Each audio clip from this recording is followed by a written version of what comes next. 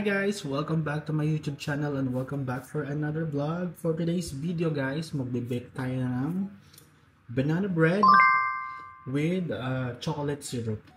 So disclaimer lang guys, I'm not a professional baker or anything.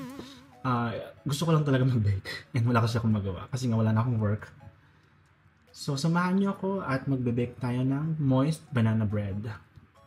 Okay guys, for the ingredients, meron tayo ritong 3 pieces overripe bananas, 3 pieces small eggs. Kung meron kayong large egg, 2 pieces is enough. So maglalagay rin tayo ng olive oil or pwede rin any cooking oil, vegetable oil. Maglalagay rin tayo ng sugar, of course, all-purpose flour, and ito additional lang to guys, chocolate syrup. Ipang ano lang natin sa loob, pang palaman sa loob. So for the full ingredients guys, lalagay ko na lang sa description below ng video. Disclaimer guys, I'm not a professional baker or anything. It's just wala lang akong magawa kaya gusto ko lang mag-bake. To start with guys, preheat natin yung oven ng 20 minutes for 140 degrees. Yan, preheat lang natin siya. Okay guys, let's start. First is pagsamasamahin natin muna ang mga dry ingredients. So maglagay tayo ng 2 cups ng all-purpose flour.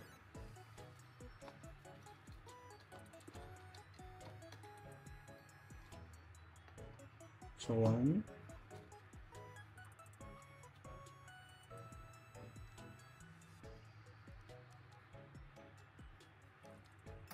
And 2. Next is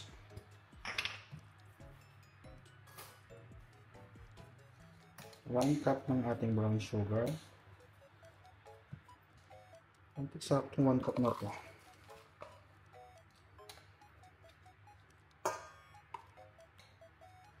Kung meron kayong white sugar guys, pwede din yun.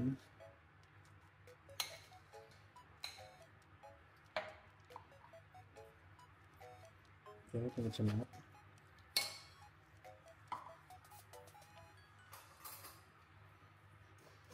Mix lang natin siya.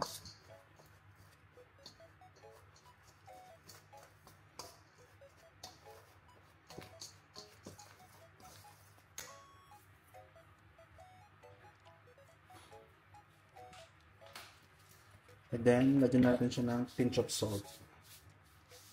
Ayan. Mix lang all together. Kailangan madurog yung sugar.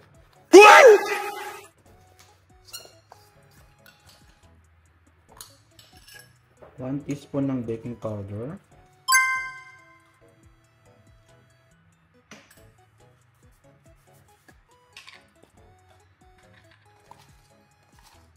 One teaspoon ng baking soda.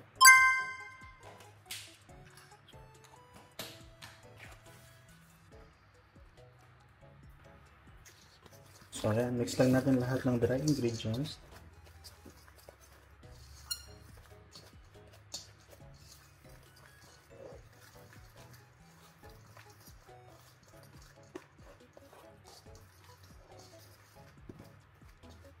Then set aside natin siya para naman magawa natin yung ating wet ingredients. Okay, para sa ating wet ingredients, itong 3 overripe na banana.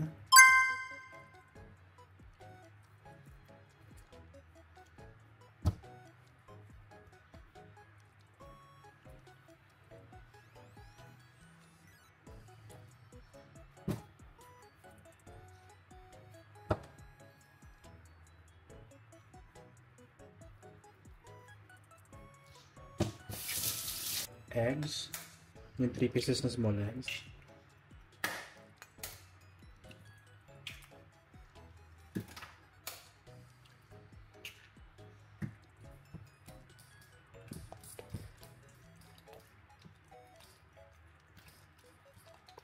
So mash lang natin yung banana hanggang mag-liquefied siya. Lagay rin tayo ng 1 cup fresh milk. Sorry sa ingay na kasi guys. 1 teaspoon ng vanilla.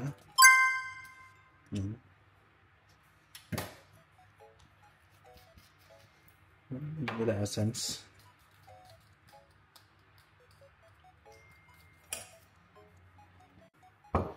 Guys, sorry hindi ko na-videohan. Na-add ko na pala yung dry and wet ingredients natin. So, para mas maging moist siya, maglagay tayo ng half cup of olive oil. Kung wala kayong olive oil, pwedeng cooking oil or melted butter. Yan. Mix all together.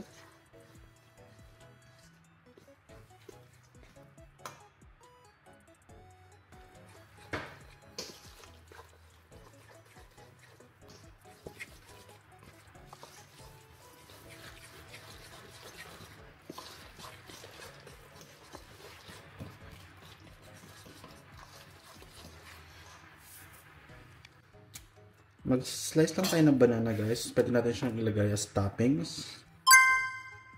Slice lang natin siya ng maninipis.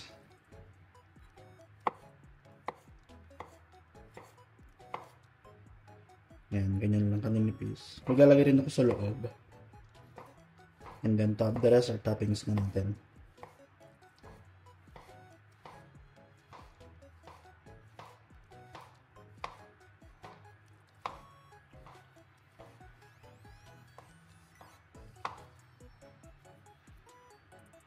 Okay guys, grease na natin yung pan with ating extra virgin olive oil.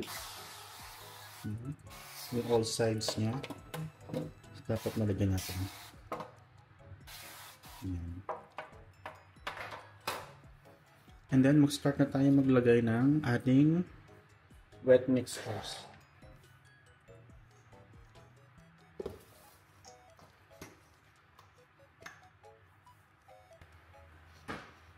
So, gamit tayo nito at saka spatula. Scrape lang natin itong balas na nasa tinidor.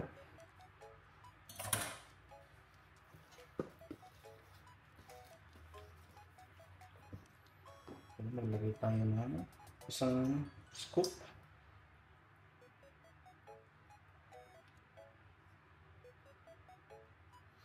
Spread natin siya. Spread natin siya evenly.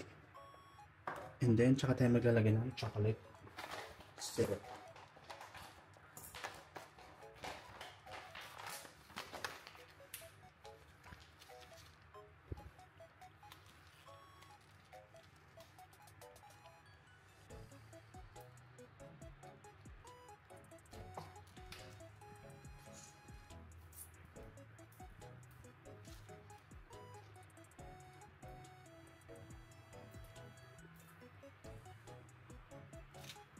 Yan.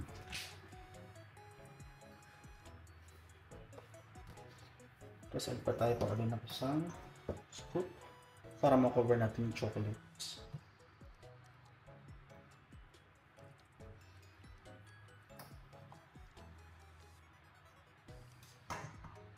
Add pa tayo ng konti.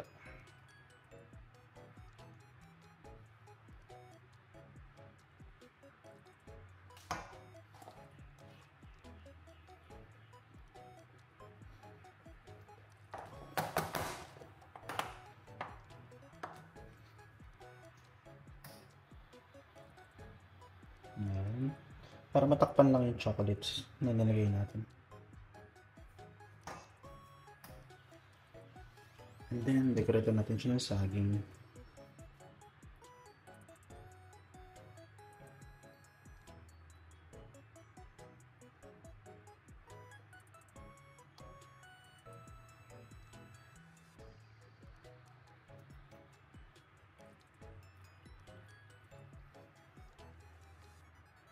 The rest man toppings na natin.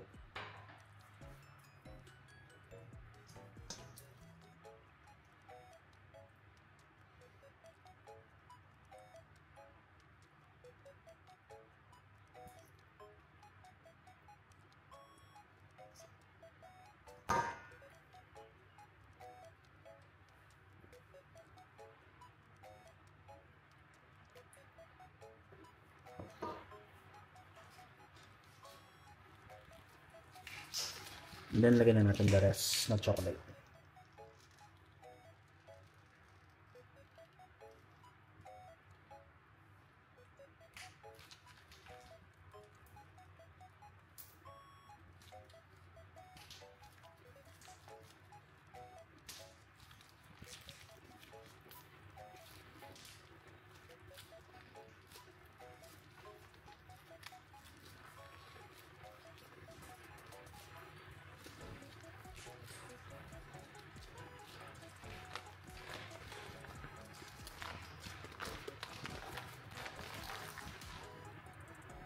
Okay, lagyan na natin the rest. Ibabaw.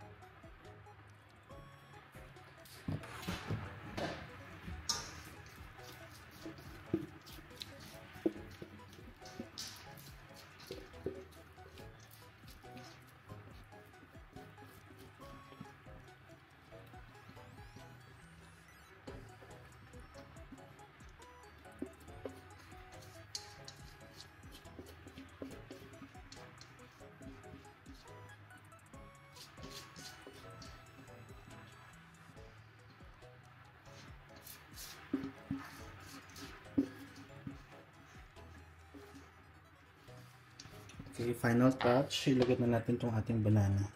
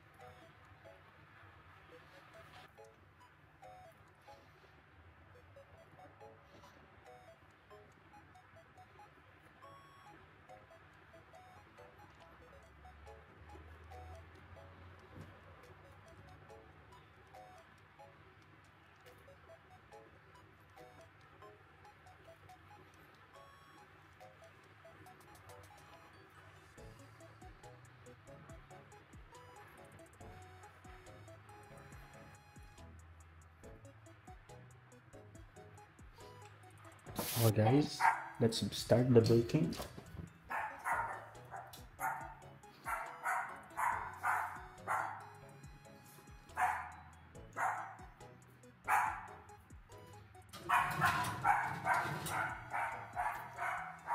So bake natin siya ng 45 minutes.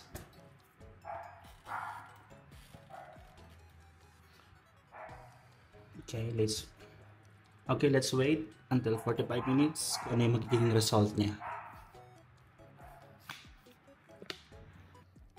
So ayan guys, nakasalang na sa oven yung ating banana bread. So mag-antay na lang tayo ng 40 to 45 minutes para makita natin kung naluto siya. So ayun guys, umaalsa na yung ating banana bread. Kita nyo ba? Hindi siya masyado kita sa camera, but umaalsa na siya. So I think perfect to. Hindi to failed. Hello guys. So tapos na yung 45 minutes. And let's see na kung ano nangyari sa ating binek na banana bread.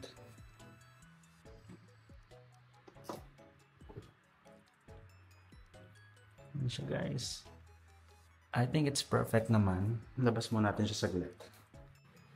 Wow! Wow, I think it's perfect. So, i-keep muna natin siya dito sa oven for another 15 minutes para sa cooling process niya. And then after 15 minutes, tanggalin na natin siya sa pan, sa baking sheet or baking pan, whatever you call it. And then later i-slice natin siya.